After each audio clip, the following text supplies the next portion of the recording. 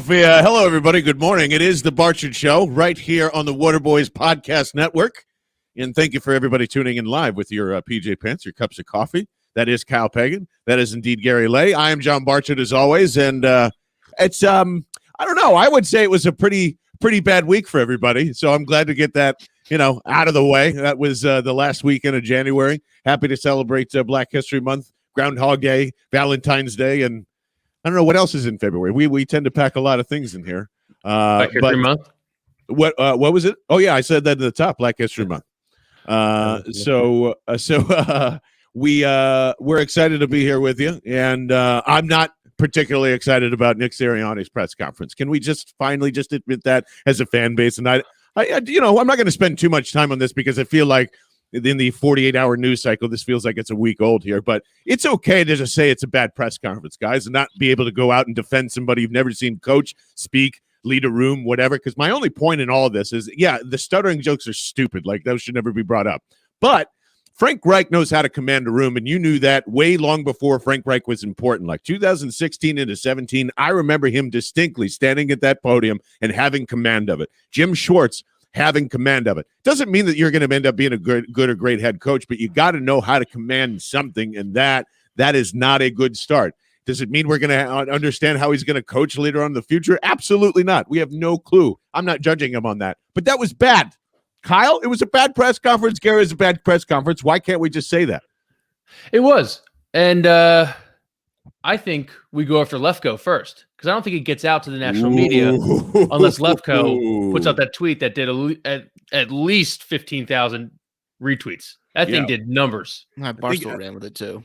Barstool grabbed it too. So there you go. Yeah. It's just like, I'm okay with it. I understand.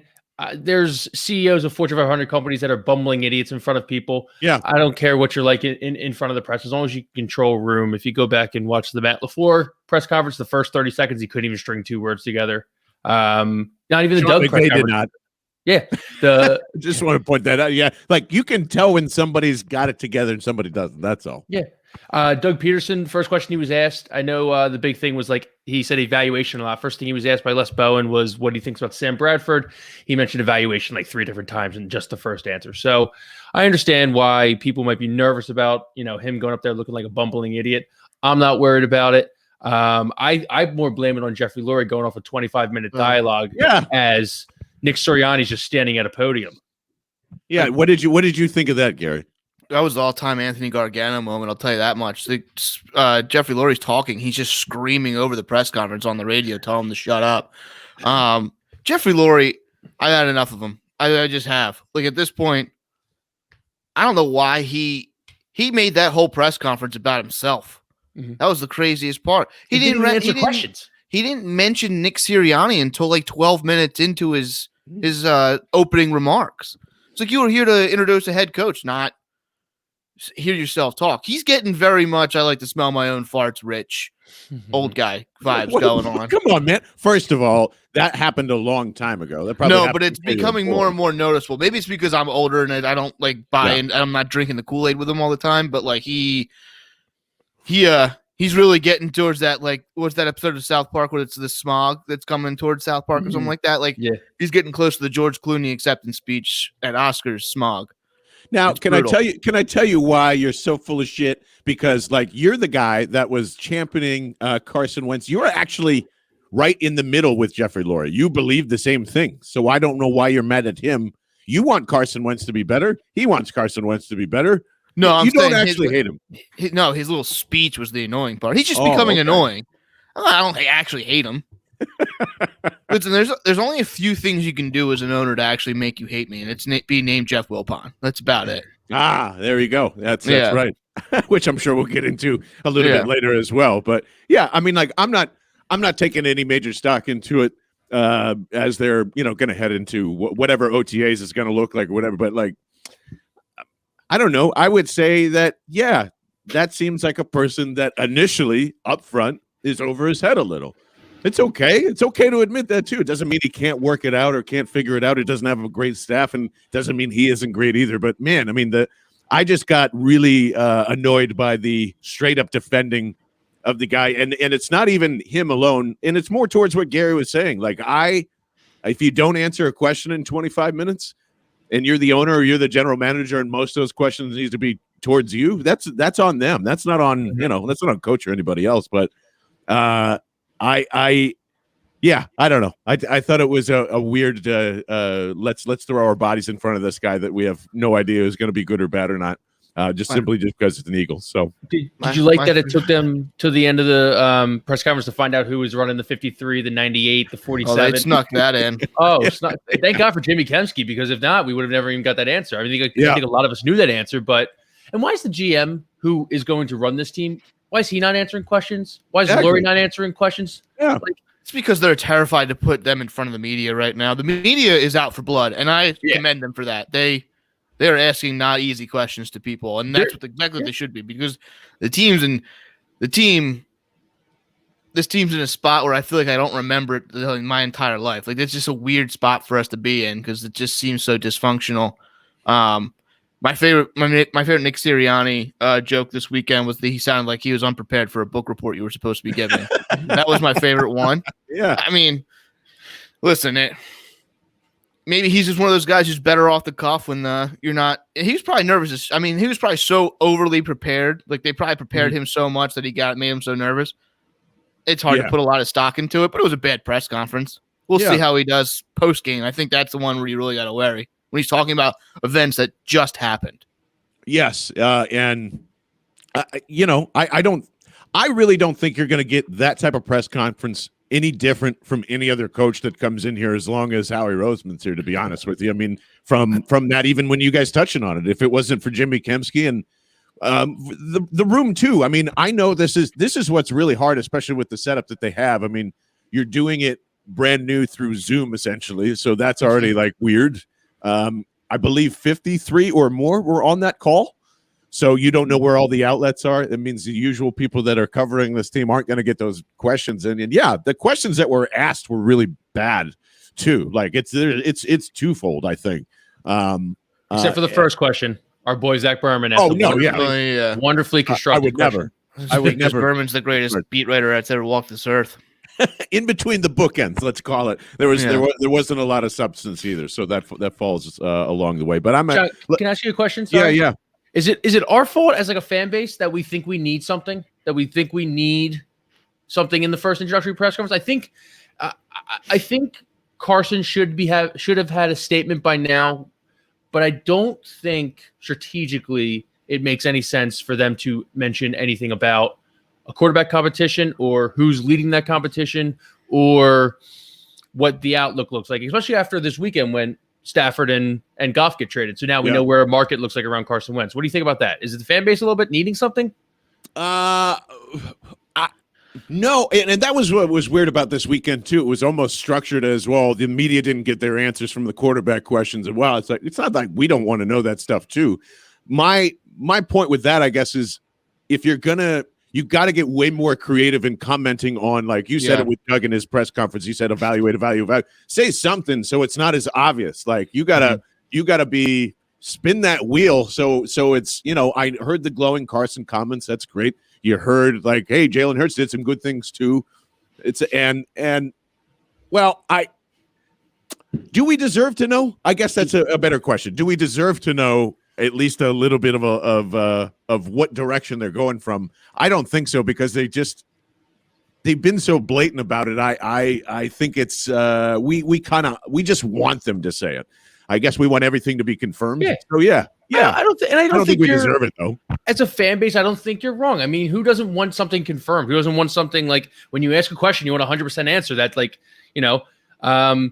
so no, we probably don't deserve it. And it's probably that maybe there's something to do with Carson getting traded, and that's why they don't want to release the trade secrets or something like that. Or Jalen Hurts getting traded. They don't want to release the trade secrets that maybe someone can poach, Jalen or Carson because of something, Sirianni or Lurie would say. Yeah. He had 2 months to come up with an answer. You could have come up with a better answer than that. He basically said, I hope both teams have fun. You're not wrong on that aspect. And good morning to everybody chatting in as we see some comments rolling in. Alex with a good question and kind of where we're heading towards after all this. Good morning, fellas. Thoughts on Stafford to the Rams? The Eagles should have done that trade instead? ? kind of funny because we brought it up a couple of weeks ago, and I was one of the people that said, like, I'm open to the fact if Matthew Stafford wants to come to Philadelphia and hang out here and trade Carson Wentz, but there is no way you can do that trade if you're the Philadelphia Eagles, right? I mean, that's way too much to get rid of Carson Wentz for short-term value. The Rams may be they might be the move that puts them over the top. Could be. We don't know that yet, but yeah, I don't think so. I'm kind of Mike Tanner is very much on the same wavelength as I. The NFL reporter got a lot of Eagles ties in here. I look at it the same way as I get it for the Rams because it makes sense for them. I've always wanted to see Sean McVay and an actual quarterback with them because that pretty much tells you everything you need to know if they're willing to part with all that. How bad is Jared Goff was my first question. It's like, oh my God, the brightest mind in sports, in football, doesn't think he can go any farther with them. And he gets dumped in Detroit, which is like the worst landing place ever for him. So I don't think his career. We will never hear from Jared Goff ever again. Yeah, I don't think so either. So the Rams just said, we don't have any first round picks. Les Snead is going, we need to win a Super Bowl. We need to put LA on the map. And this is their choice to do it. I think it's a crazy thing to do. What they're doing is just as nuts as I think what Houston did a couple of years ago with Bill O'Brien and starting to just move pieces around, except because it's Sean McVay, no one really wants to, rub those pieces the wrong way. I think Mike Silver actually had a big piece on how it all went down, which is really interesting to go and check out if you're interested, want to see how that played out. But guys, I think the Rams are making a huge mistake in just saying we're going for it. But I also look at it and go, they don't have a way out because of the first round picks that they ditched away in trying to pursue a Super Bowl. Overall, Gary, what do you think of the Rams move in general? I think it's incredibly risky, and I don't think it works out for them. But I do think everyone sees the proper Matt Stafford if he was, 23 and what would have happened then. Well, I think you have to put anytime you're going to make a major move like that, you're going to take on a ton of risk. So I think they know that. I think it's actually probably one of the best landing spots for Stafford. I mean, the wide receivers are going to be one of the better ones he's played with, not named Calvin Johnson. I'm actually super happy for for Matthew Stafford just to get out of Detroit and get a shot here, because if anyone deserves a shot, I feel like he does. He's put a lot of time up there. He's like, I think people forget how good of a quarterback he really is. He's just marooned in Detroit, but I think you automatically vault them to the favorite in the NFC West. I think they're better than the Seahawks now. And I think as long as he stays healthy, this is a team. The one thing I like about the Rams is that they have a very well balanced attack. They're not doing anything crazy. They protect the ball. It really plays well to him. I think it's a really good move. And it's not. I guess if you win one Super Bowl, there's absolutely zero risk, right? It's a win if you win one Super Bowl with it. If you get the two, is it a win? And you don't win, that's another question. So, I kind of commend them for taking the shot at it. You have a team that's getting close to the end of its window being open. Might as well get it wide open and go for it. Would you want to do something similar here, Kyle, with Wentz right now? And do you think that's what the Eagles are trying to set us up for? Is that kind of departure? I was seeing some floating around saying trade Wentz and then just go in heavy with Hurts and free agents in 2022. The thing that worries me in this aspect is when you just boil it down to what you have to hit on. All Nick Siranni has to do, and not all he has to do, is kind of turn around Carson Wentz. That's one step. That's the major step. That's one step. If you want to trade Carson Wentz and get and just eat that money and see what we can do with Jalen Hurts, you need Jalen Hurts to hit. You need those free agency guys to hit. You need those weapons at 6 and any other draft pick we have next year to hit. I think it's a lot easier to try to at least see if we can turn Carson Wentz around. Hope at 6 we get a weapon and go from there, honestly. Does anyone else throw up when they hear that statement? What? Because I do. I get a pit in my stomach the moment Kyle says, you just got to get Carson Wentz to turn around. Like, we just assume it's going to happen. Like, that was the worst football. Gary said it too. It's not sexy. It's not sexy. I'll tell you that. I do think his injuries. I do think his injuries are worse than we are leading on. And I would love to see what we have in Hurts, but I rather take one step to find. It is a big if, Alex. I would rather take one step to try to see if we can fix him. I don't know. I mean, everything I've heard about Nick Sirianni is people love him. They coach him hard. Steve Steichen's the same way. I don't know. But that's what I'm saying. So this is what you're talking about is perfect, because like when you start to break down what this guy actually has to accomplish to turn this team around, it's impossible to do in a year. Like your yearly goal, if just like you're saying, should be, we're going to turn Carson Wentz around, and then maybe his value comes back enough where like that contract drops to $22 million for whatever after this year, and then his value goes up. I got to assume that's what Howie and everybody else is going to right now. Almost kind of like, I don't actually believe that they think Carson Wentz is the guy, but they have to protect his value so much that the illusion of, oh, no, he has to be here and he's the starter. And both parties are now realizing this, and the only way to make it easier is to fire Doug Peterson. So like you get rid of what you think is that middle in linchpin. Jeez, and now this guy like, we're in a no man's land. We're in a no man's land. It's just like there's so many scenarios that we can go over. That's one. And then Gary, two, like we keep mentioning like how great it is for Stoutland to be back, and it is. But the whole concept of this offensive line being good right now, I'd like to push back on that, because I think you've been one of the guys that's been, this O-line actually isn't that bad. It is that bad. This team has so many problems offensively. I'm just going to leave it right there and not even pay attention to the defensive side of the ball for right now, that it is almost nearly impossible for a head coach to come in here and just be like, yeah, I'll give you 10 wins and restructure Carson Wentz's career. What are we talking to ourselves into this season? Because I don't really know what that is yet. Do you? I think everyone knows I don't think we're going to be overly competitive this year. Now, here's the other thing. I think if you're going to commit to doing the whole Carson Wentz thing and you can just fix him, if you get Carson Wentz to play as a top 15 quarterback, you're going 8-8. If you really think about that, all you need is average quarterback play to be an average team. 8-8 puts you right in line with the playoff. You know what I mean? So, like, if Carson Wentz plays average last year, you're most likely in the playoffs. I mean, that was gift wrapped and handed to you. The offensive line, I'm not saying you don't add anybody. I'm just saying you do not take an offensive lineman at 6. Don't do it. You can take a guy at 2nd or 3rd and add more depth. I think they have good depth. I think whatever you get from Brandon Brooks and Lane Johnson. Listen, Brandon Brooks, I fully believe that he's going to be able to come back and maybe not be as dominant, still be an upper echelon guard. He's already proven it once. Yeah, he's older, but he's in incredible shape. Lane Johnson, I wouldn't bet against the guy. Jason Peters is finally out of there, so hopefully the mentality dies. If Kelsey comes back, which it seems like it would with Stoutland, then that position's secure. Then you consider getting a center in the 2nd or 3rd round. I really like what I saw about Mailata, and people just want to write off Andre Dillard.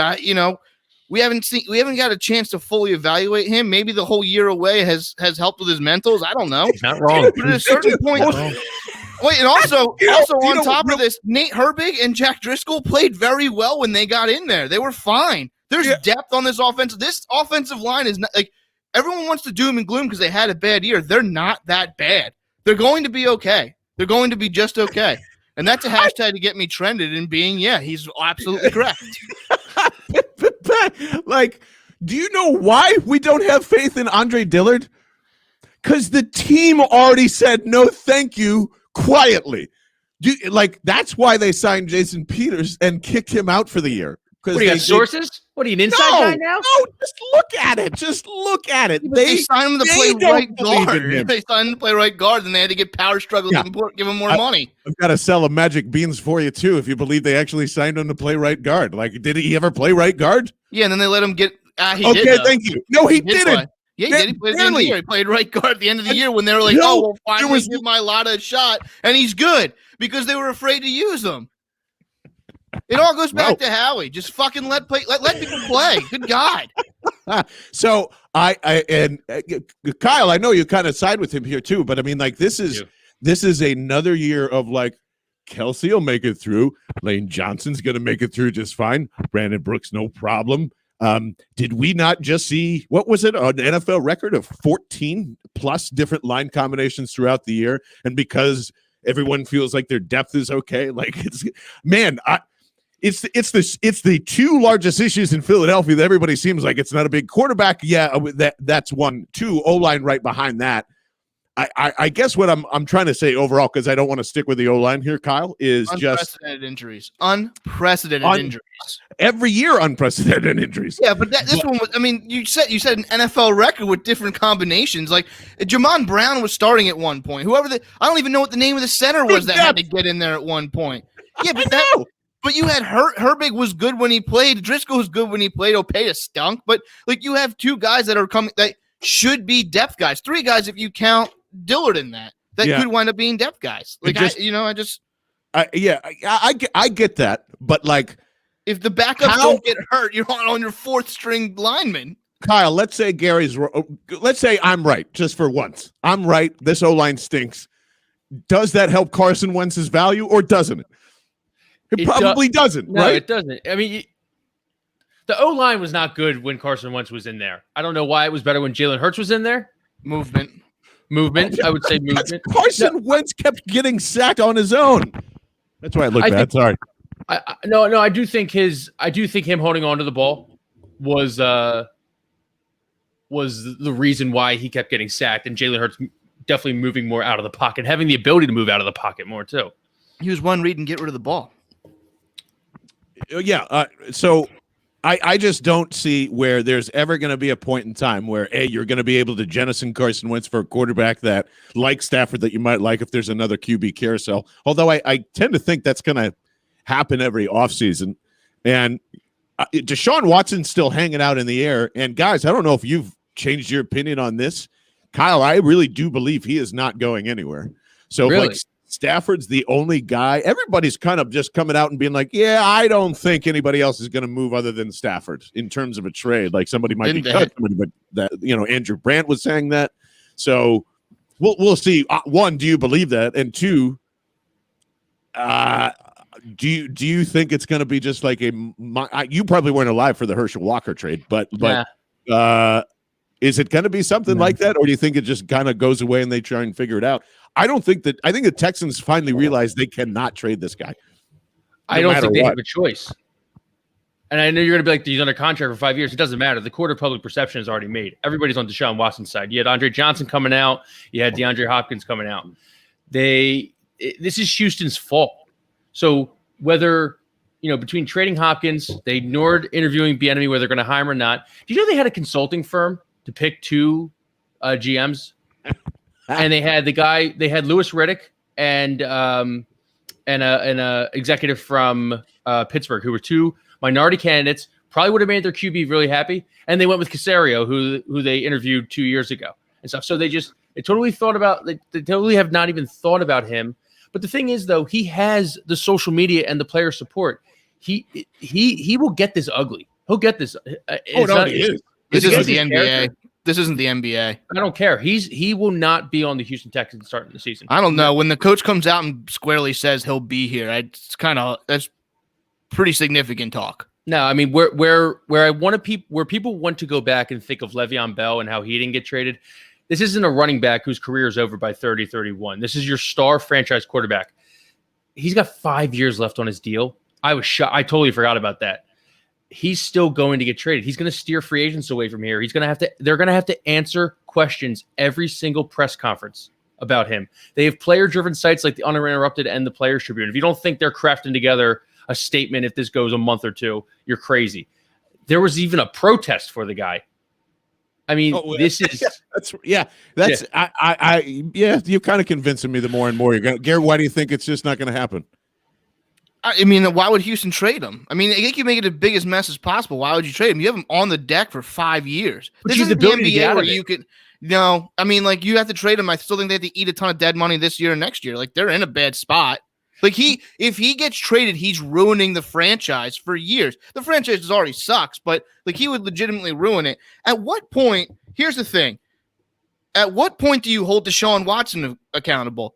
They sat him down and he said yes to the contract. He said, yes, I will sign this contract knowing full well what's going on in Houston. No. These people are like, no. You should just be able to get out of anything you want. No. Contract. They signed him post firing Bill O'Brien, didn't they? Yes, but couldn't they have said, "Hey, man, no matter what, once you sign this, we're going to make sure to do X, Y, Z." Then you sign that deal, and then they go, "Actually, we're not going to do that." That's pretty easy to do. Like you can manipulate somebody to sign a long-term contract to then make it almost impossible for them to get out of a situation. And agreed 100%. And the only reason why I bring this up, and Gary, I want to come back to you. If Wentz succeeds here in this year, if Sirianni has success here, let's say they do go 8 or 10 or whatever, do you think at any point Carson Wentz will hold this organization's feet to the fire the moment he becomes successful?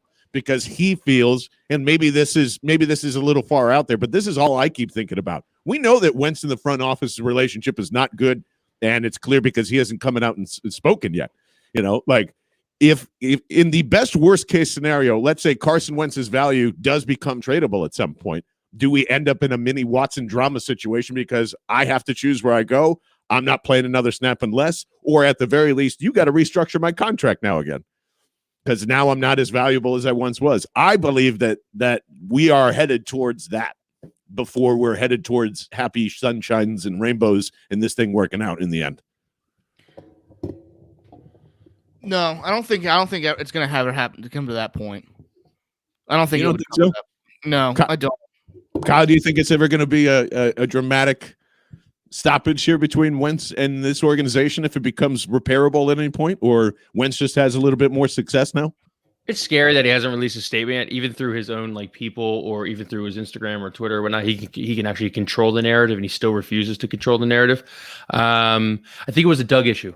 I want to say it was a Doug Carson issue, and I think they chose Carson over Doug, and I think Lurie and Howie have proved to him that he's their guy, and that's the story. I'm sticking with it. Okay. I also want to bring this point up. Didn't they trade DeAndre Hopkins after he signed the contract? No, he signed him before. No, they signed Hopkins before he signed the contract. Yeah, he did. Bill O'Brien traded him, I and want to then say so, Deshaun Watson took the money. He took the money. Fair.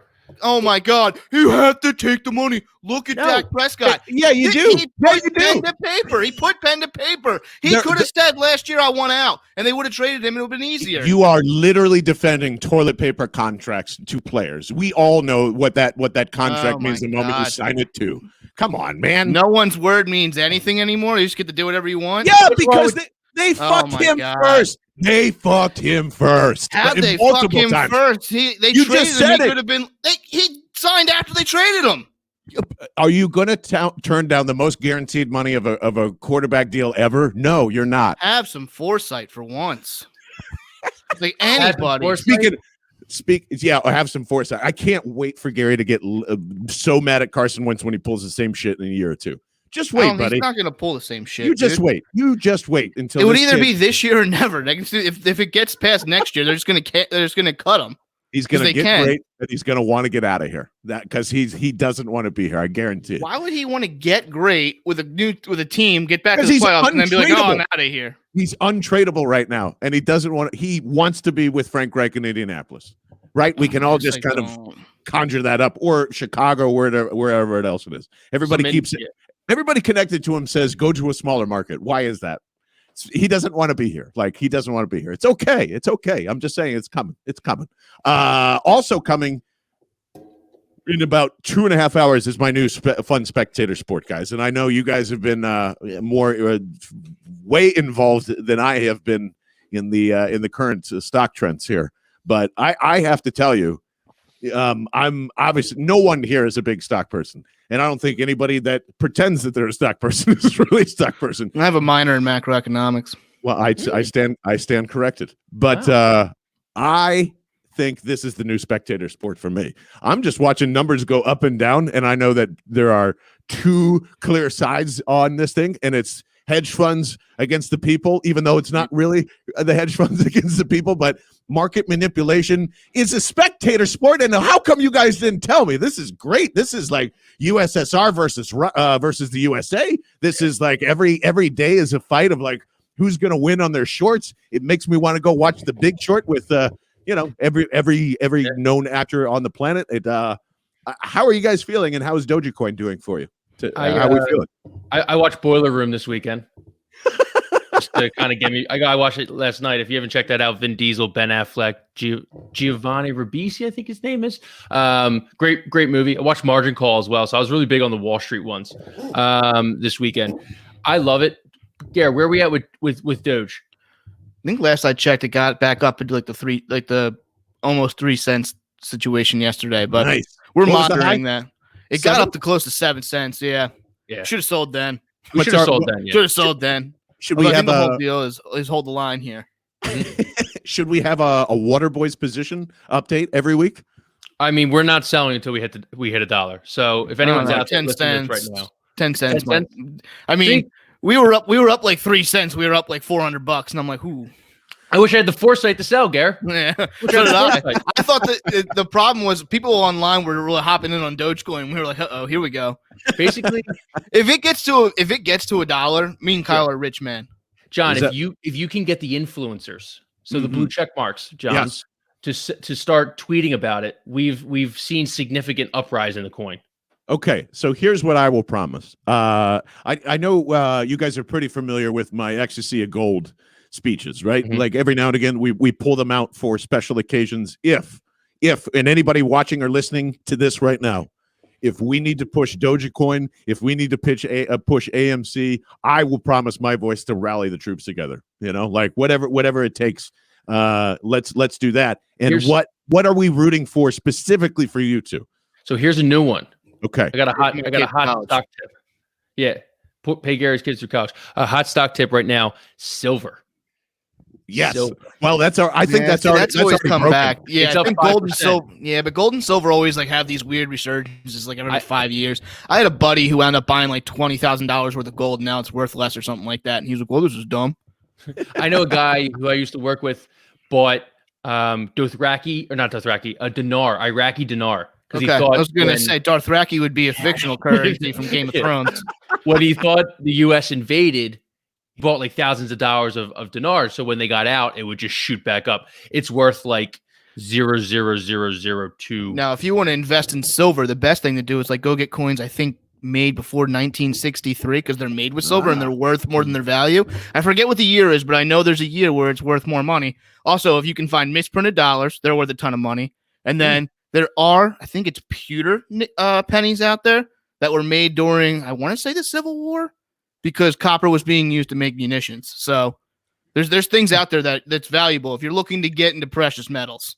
I'm not talking out of my ass when I say silver. Silver is hot in the Reddit streets right now. All right, I think it comes back like every like silver is one of those things where it shows up every year. It's kind of like Matt. Hold on, what am I thinking of? Ryan Fitzpatrick. It's like, oh shit, he's back. Yeah. And then like a couple of years will go by, and then you're like, oh, he's back. Like that's exactly how it is. I love that analogy. This is Silver's 4 touchdowns, shows up looking like Conor McGregor at the end of the press conference at the end of the week. All right, that's Silver. He is Silver. Well, you just call him Ryan Silver Fitzpatrick at this point. Yeah, Silver Surfer. Can we do this every week before we leave, just so I know what we're rooting for?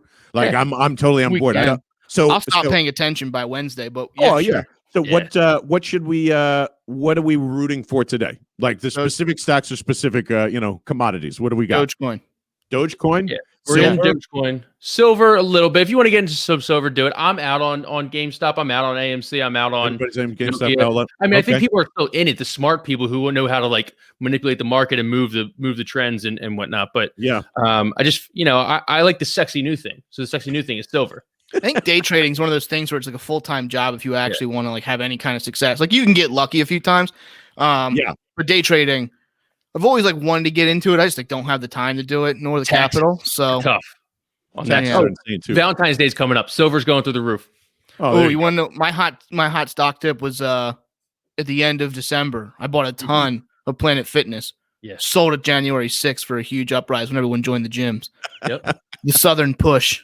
See, this is what you can get here for the entire offseason, or maybe there's sticks around. I want to know what you guys are investing in because I think it's just fun to talk about.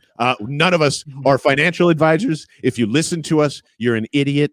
We're just it's entertainment value for me because this is the lines have been drawn, and just tell me what to push and I'll push it for you. It's almost as much fun as betting. It's almost as much fun as betting. Actually, it might be more fun than betting because you're in it with a bunch. The funny is if you have any kind of influence and you buy a stock, you're like, hey guys, let's really get this thing going. You can convince like 12 other people to buy it. It's not enough, but if you're buying enough shares, you can at least influence the market and make a little bit of money. And that's exactly how what is it called? Wall Street Bets kind of won the day. Like, pump and dump. It is what we witnessed. Was it last Monday? Was it last Monday now, Kyle, or was it Wednesday? Actually, yeah. I don't know if it'll be an official like cultural swing, but it's obvious that the Gen Z and millennials have figured out how to kind of win a little bit, not win, but at least get a little bit FU back at the hedge funds, which is interesting. Yeah. We're at an interesting point with the stock market, I think. Which, by the way, will never change because they're going to find a way to. Oh yeah, that's what they're doing now. And secondly, Kyle actually inspired this. Has there ever been a positive stock market film made or Wall Street movie made? Every single one is about the corruption of it. I don't remember everybody going, "Hey guys," I mean, other than I guess The Pursuit of Happiness, because that's like somebody landing a job in that space. Yeah, I don't ever remember follow it up with The Pursuit of Happiness ends in 5 years when he kills himself and he lost all his money in the drop. Is that actually what happened? No, is that a real story? Oh, Jesus Christ! Okay, I take that all back then. I take that all back. If I was writing a fictional story, I'd take it all back. I was like, damn. I was like, what? I was like, I love that movie. And you're telling me that it ends in that was Jaden Smith's best performance. I feel like you didn't watch the movie Karate Kid. Watch your mouth. That was really good, I'm not going to watch a remake of Karate Kid. That's a good one. That's a good Trading Places. There you go. That's they got highly illegal illegally. The orange commodities. There's like 4 or 5 episodes of Sopranos where the stock market's hot in the streets. That's true. That's good. Which, by the way, just got into it for the first watch ever. Thank you. Yeah, don't ruin it for John. If you're listening, don't ruin it for John. John, this isn't me like messing around. Don't ruin it for John. Don't ruin it. Please don't do it. It's John, fun. Living through it, how the hell have you gotten away with like no spoilers, man? There's I mean, I know how it ends, but you hear some of the characters, most of them are going to die. So like, you just kind of forget, you can't keep track of all that throughout the years anyway. And how far are you in? We're season 2, episode 6 or 7. I believe it is worth the advertising of being one of the greatest shows of all time.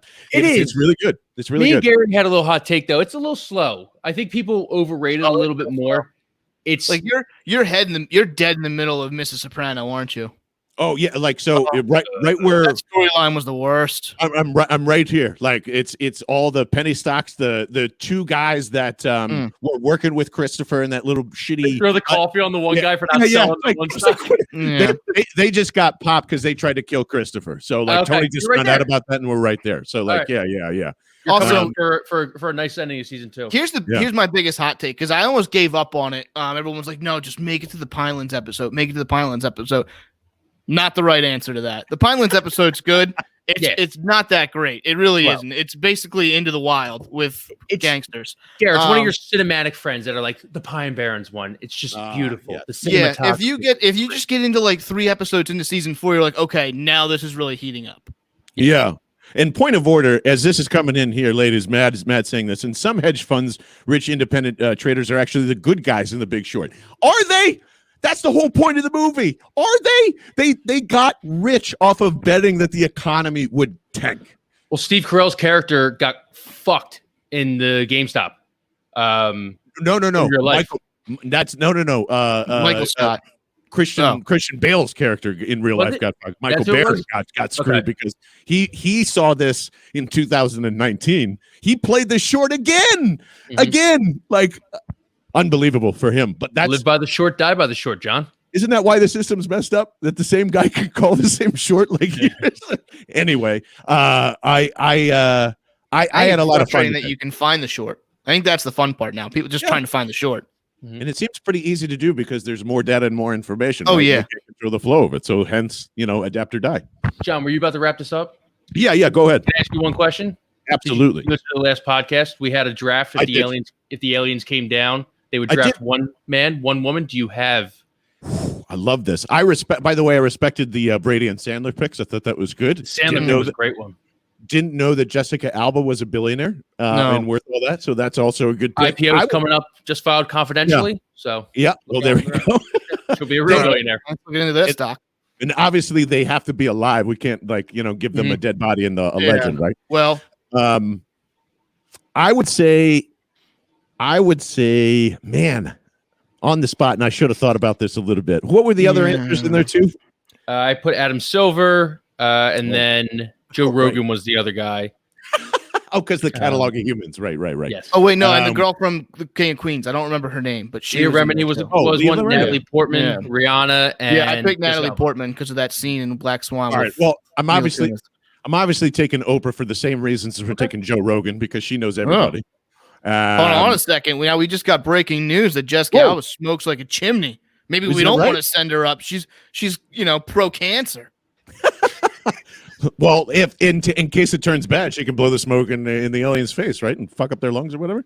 Isn't there always something stupid in taking movies that kills the alien?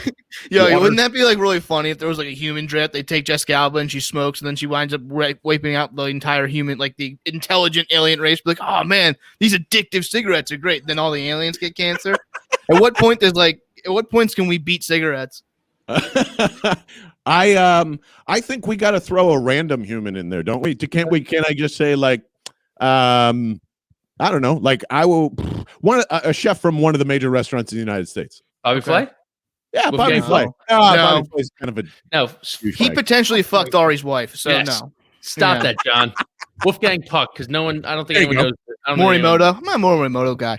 I'm a big Morimoto guy. What if you just picked a baby? What if you came down instead? You're like, Tom Brady, you need to go make love to this person over here who's extremely intelligent. And then we're gonna take the baby. They play the long game and wait 9 months. That's some Cylon shit right there. Or they just take Tom Brady's son and be like, we promise we won't kiss you on the lips. I get you out of this awkward situation. Yeah, are we? Are we against kissing kids on the lips podcast? By the way, I'm not a father, so I can't have a jurisdiction on that. Hey, it's your kid. Yeah, it's your kid. Do what you want to do. I don't care. Every day, I don't care. It should be that way. Hugs and kisses for everybody, and a good way to wrap up. Hugs and kisses for all you. I hope your stocks do well. I hope that we're not sitting here debating about a press conference for more than 48 hours, honestly, because I think that's all needed. Appreciate it.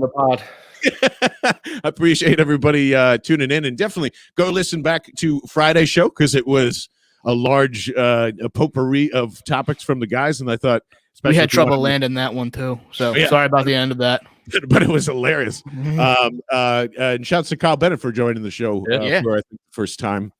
Doing that fantastic interview with John Clark in the pipeline as well. If you haven't had a chance to listen to that, some great stuff coming up this week. And as always, if you're not buying the stateside vodka, you're doing it wrong. I don't know what else to tell you. It's refreshing. And on a day like this, where most of you are either not going into work, and that was happening anyway, or, you've got a large delay for the kids at school, go to statesidevodka.com right now. They will actually deliver to your house if you're in Pennsylvania.